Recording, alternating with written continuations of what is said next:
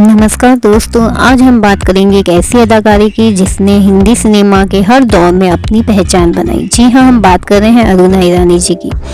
फिल्मों की queen of side roles कही जाने वाली और कभी विलेन की साथी, कभी हीरोइन की दोस्त। तो चलिए शुरू करते हैं उनकी कहानी। अरुणा ईरानी जी का जन्म 18 अगस्त 1946 को हुआ था। जगह थी मुंबई। उनका परिवार पारसी मूल का था। पिता का नाम ईरानी था और वे भी थिएटर से जुड़े हुए थे। परिवार बड़ा था, 7 भाई बहन। पढ़ाई वो ज़्यादा नहीं कर पाई क्योंकि हालात कुछ अच्छे नहीं थे। छोटी उम्र में ही उन्होंने काम करना शुरू कर दिया था। सिर्फ 6वीं तक वो पढ़ाई कर पाई, लेकिन टैलेंट का कोई मोल नहीं होता। अरुणा जी ने नृत्य सीखा, डांस बना उनका एक हथियार और फिल्मों का दरवाजा खुल गया। 1961 में उनकी फिल्म आई गंगा जमुना, जिससे उनकी करियर की शुरुआत हुई। छोटा सा रोल था लेकिन चेहरे पर छाप छोड़ दी।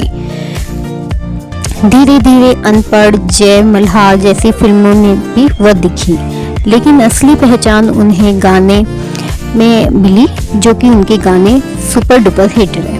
1971 में कारवां आई, जिसमें उन्होंने उस गाने में डांस किया था, चढ़ती जवानी, जो रातों रात उस गाने से वे स्टार बन गई। अरुणा ईरानी को कॉमेडी रोल्स भी मिले। बॉम्बे टू गोवा में उनका कार्य यादगार रहा। 70 से 80 दशक में उनका गोल्डन पीरियड रहा। मेरे जीवन साथी, अमर अकबर एंथनी, राजा जानी जैसी फिल्मों में भी उन्होंने कार्य किया।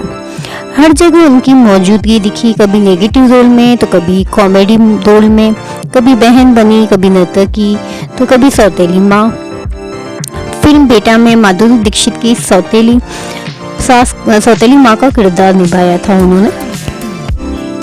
उनका डायलॉग था, मेरा बेटा ये सब कुछ प्रॉपर्टी मेरी है, जो लोगों की जुबान पर चढ़ गया था। अरुणा जी का करियर 500 फिल्मों से अधिक फिल्मों में कार्य किया था। हिंदी ही नहीं, मराठी और गुजराती फिल्मों में भी उन्होंने कार्य किया।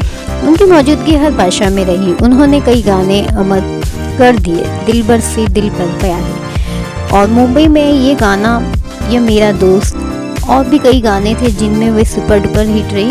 मैं शायर तो नहीं मगर है हंसी, जब से तुम देखा मैंने तुमको, शायरी आ गई।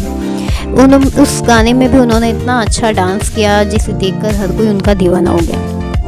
लोग कहते हैं अगर डांस नंबर 1 है तो अरुणा ईरानी उस डांस को और सुंदर बना देती थी। उन्होंने राजेश खन्ना से लेकर अमिताभ बच्चन के साथ कार्य किया। उन्होंने कई नए हीरो के साथ भी कार्य किया। कॉमिक टाइमिंग उनकी स्ट्रॉन्ग पॉइंट थी। महमूद के साथ भी उनकी जोड़ी खूब जमी। दर्शक हंसते लौटते पोड़ते रह जाते थे। फिल्म इंडस्ट्री में उन्हें फिल्म में इज्जत मिली, लेकिन लीड रोल में उन्हें ज़्यादा मौके नहीं मिले। उन्होंने तब भी हार नहीं मानी। साइड रोल को भी उन्होंने लीड की तरह निभाया। यही वजह है कि वो यादगार बनी रही। करियर के साथ साथ पर्सनल लाइफ की चर्चा करें तो, लेकिन वह ज़्यादा पब्लिकली बातें नहीं बताती थी। वह हमेशा अपनी लाइफ को सीक्रेट ही रखती थी। वो प्रोफेशनल लाइफ पर ही फोकस रखती थी। धीरे धीरे फिल्मों से उन्होंने टीवी की तरफ रुख किया। देश में निकला चांद जैसी टीवी सीरियलों में उन्होंने काम किया। संजोग, झांसी की रानी शो में भी वह दिखी। टीवी की दुनिया में भी वे बेहद सफल रही। 2012 में उन्हें film fair life time achievement का भी अवार्ड मिला। ये उनके सफ़र की पहचान थी। उन्होंने फिल्म प्रोडक्शन में भी अपना हाथ आजमाया। कुछ टीवी शो भी प्रोड्यूस किए। उनका कहना था, काम ही उनकी पूजा है।